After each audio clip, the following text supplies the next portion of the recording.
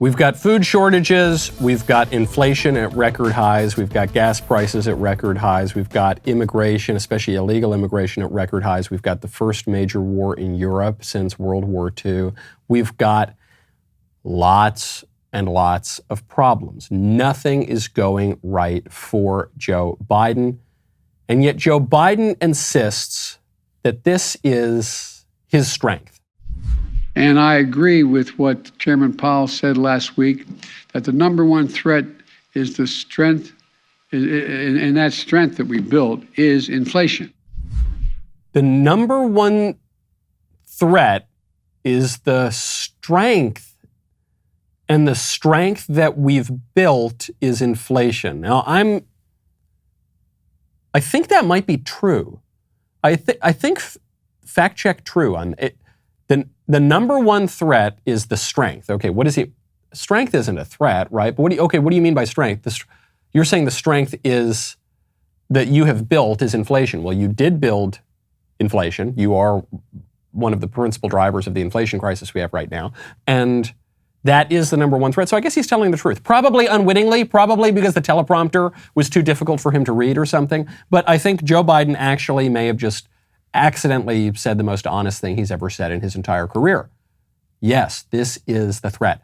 This is a major threat to the country, disproportionately to people at the lower end of the socioeconomic spectrum, and it's a big threat to his presidency. And it's why the Democrats are running scared here. I think it's why, in large part, they tried to shift away from the economic problems to a cultural issue like abortion, and then abortion didn't work for them. Then it turned out that was actually a loser too. So now they're trying to shift and say Republicans want to get rid of contraception. They're making this argument. They're saying if we overrule Roe v. Wade, then they're going to overrule the Griswold decision, which found a constitutional right to contraception. They're going to outlaw interracial marriage.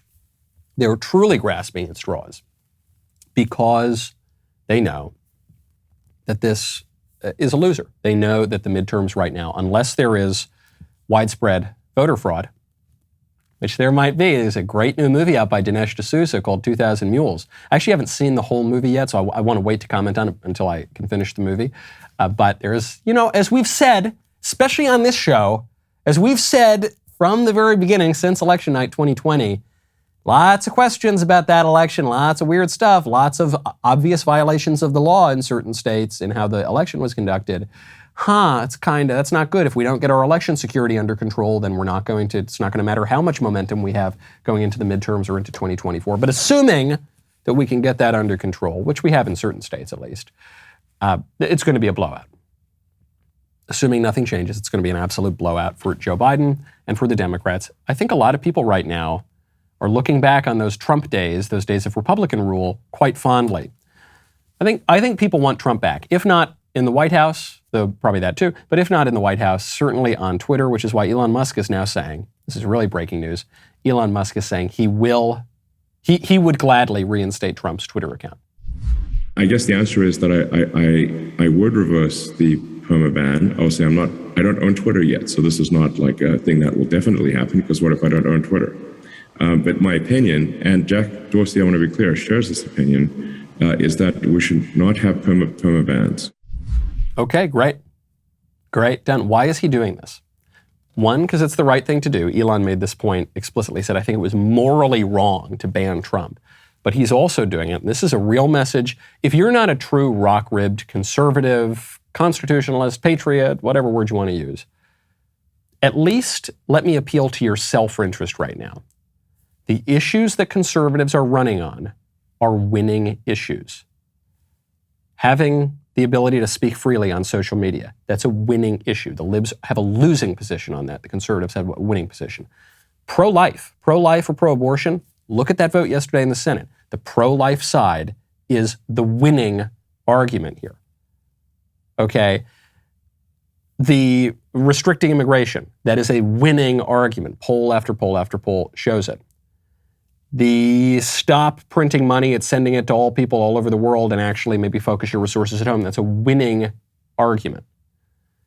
Stop letting Dr. Fauci govern the country, get rid of all the stupid COVID stuff. That's a winning argument. All the conservative arguments are winning, even just from your self-interest.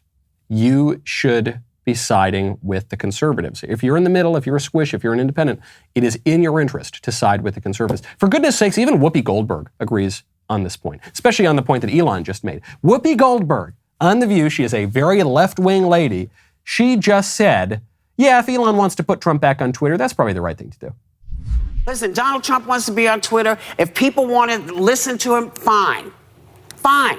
Because that's what it is. That's where we have said to people, you have the right to say whatever you want to in this place. We've let it go. And when it suited us, it was fine. Well, and when it doesn't suit us, it's a problem. So right, Whoopi. You tell them. That's right. Yes, if people want to listen to Donald Trump, who is, by the way, who is not some fringe, radical, extremist, dangerous. He's a former president of the United States, for goodness sakes. He's been a celebrity for 40 years. He's a very well-known cultural figure. If people want to hear from him, they should be able to hear from him. It's not just crazy right-wingers who think that. A lot of liberals think that too. A lot of Democrats think that too. That's why the Democrats are getting crushed in the polls right now.